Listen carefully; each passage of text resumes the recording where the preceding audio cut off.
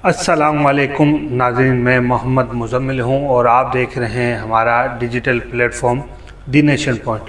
नाज़रीन, कराची वालों के साथ हमेशा नारवा सलूक किया जाता है और हमेशा कराची वालों को कमतर तस्लीम किया जाता है। कराची वाले नहीं बल्कि मैं कहूँ कि बलूचिस्तान और शहरी सिंध के लोगों को हमेशा जो है दोहरी शरीयत का या कह लें कमतर समझा जाता है। गुज़िश्ता रोज़ आपको पता होगा पीटीआई ने इलेक्शन कैंपेन के लिए एक रैली निकाली। उस रैली में एक नौजवान शहीद हुआ। उस नौजवान की शहादत की पूरा पाकिस्तान, हम बिल्कुल तमाम लोग पुरज़ोर मज़म्मत करते हैं जो खून नाहक बहाया गया। देखें, उस खून के बाद पीटीआई ने अपना एक पूरा जो इलेक्शन कैंपेन का जो उन्होंने रुख है वो ज़िले शाह की शहादत की तरफ मोड़ दिया। उनके कत्ल को अपनी ढाल बना के अपना जो इलेक्शन कैंपेन चलाना शुरू कर दी। उस तरफ जहां आपने आज प्रेस कॉन्फ्रेंस, मैंने चंद घंटे पहले एक प्रेस कॉन्फ्रेंस देखी जिसमें जो वज़ीर आला पंजाब हैं, जो निगरान वज़ीर आला पंजाब हैं और वहाँ के आईजी साहब ने सफाई देने के लिए एक पूरी प्रेस कॉन्फ्रेंस करी 1-1.5 घंटे की, जिसमें ये सफाई दी गई कि जी ये हमारे से नहीं हुआ, हमने इन्हें नहीं मारा, पुलिस के तशद्दुद से ये शहीद नहीं हुआ बच्चा, ये किसी पीटीआई के ही एमपी एमएनए की गाड़ी से टक्कर लग के ये बच्चा शहीद हुआ है और हम इसकी तहकीकात करा के रहेंगे। एक तरफ पीटीआई, फिर उसके बाद फवाद चौधरी साहब ने प्रेस कॉन्फ्रेंस की कि ये बच्चा हम पे, यानी कि जो पंजाब गवर्नमेंट है हम पे इल्ज़ाम लगा रही है, ये उनने शहीद किया, उन्होंने तशद्दुद किया और ये उन्हीं ने शहीद किया है। एक तरफ ज़िले शाह की शहादत पे पूरा पाकिस्तान उठ खड़ा हुआ है, उठना भी चाहिए, और एक तरफ तमाम इदारे अपनी अपनी सफाइयाँ पेश कर रहे हैं कि ये ज़िले शाह को कोई बोल रहा है इसने कत्ल किया, कोई बोल रहा है उस पर, सब ने अपनी सियासत ज़िले शाह पे चमका रखी है और उसको इंसाफ देने के लिए हर कोई अपने हिसाब से जुड़ गया है। अगर मैं बात करूं, अगर ये तस्वीर आपके सामने स्क्रीन पे नज़र आ रही होगी, ये तस्वीर कराची के शहरी की है।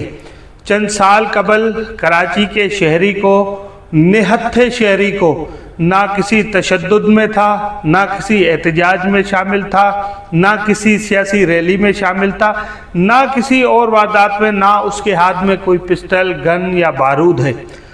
उसके बाद भी वो माफिया मांगता रह गया, उसको और बेदर्दी से गोलियां मार के कत्ल कर दिया गया और उसकी वीडियो फुटेज तमाम सोशल मीडिया पे वायरल हो गई। टीवीज़, यहाँ इवन के उस दौर के जो टीवी चैनल थे उन्होंने भी दिखाई, मगर आज तक उन रेंजर्स के एहलकारों के खिलाफ एक्शन नहीं लिया गया।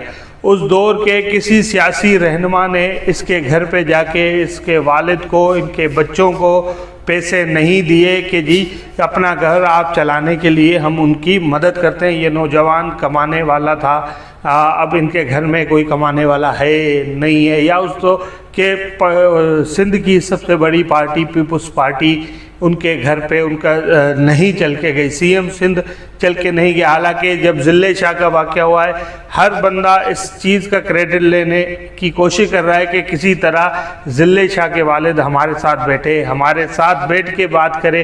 कोई उसको कत्ल साबित करने के पीछे पड़ा है तो कोई उसको किसी भी हाल में उसको साबित करना चाह रहा है कि ये कत्ल एक सियासी जमात की तरफ से हुआ, दूसरी सियासी जमात चाह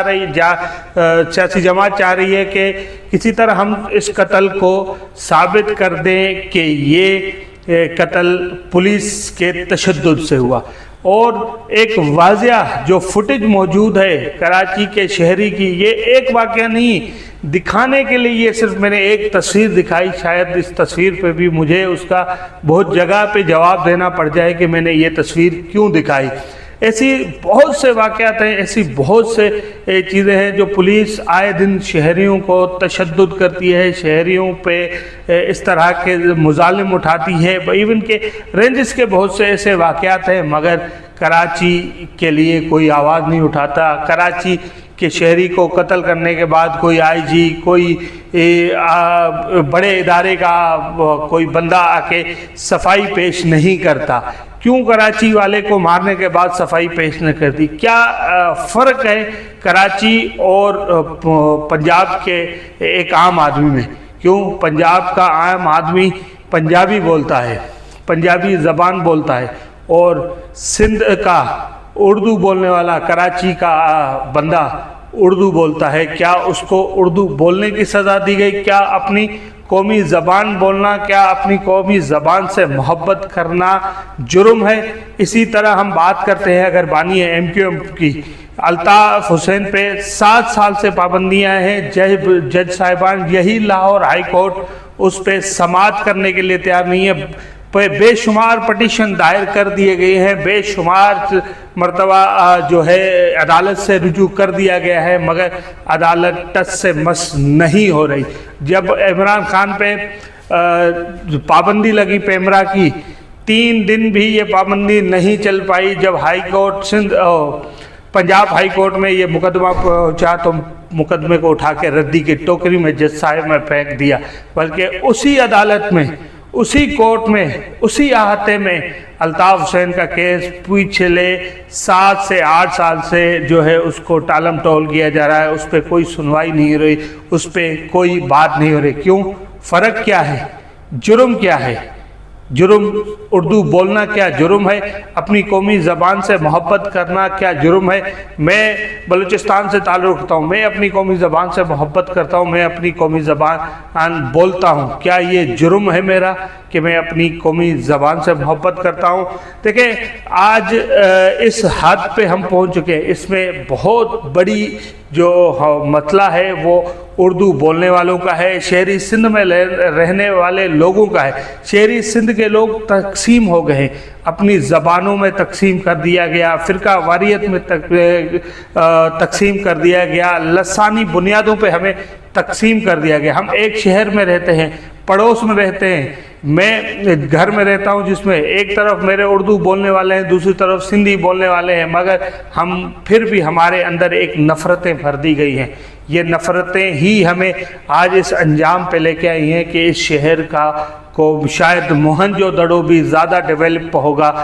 जिस तरह कराची के जो हाल है, कराची के रस्तों का हाल है, कराची का जो सेवरेज का हाल है, कराची में जो पानी का निज़ाम नहीं है। टैंकर तो मिल जाता है इस शहर में बाआसानी से, 6-7-8 हज़ार रुपये का बाआसानी से मिल जाता है, मगर लाइन, पानी की लाइन मौजूद है, हर चीज़ है, मगर उसके अंदर पानी उस लाइन में नहीं आ सकता।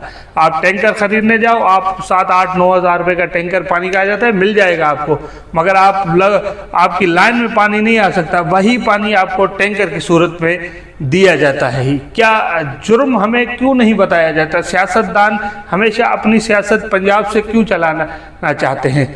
क्यों सिंध में लोग नहीं रहते, सिंध में वोटर नहीं लेते, या बलूचिस्तान में लोग नहीं रहते? एक ही सूबे के गिर्द पूरी सियासत क्यों घूमती है?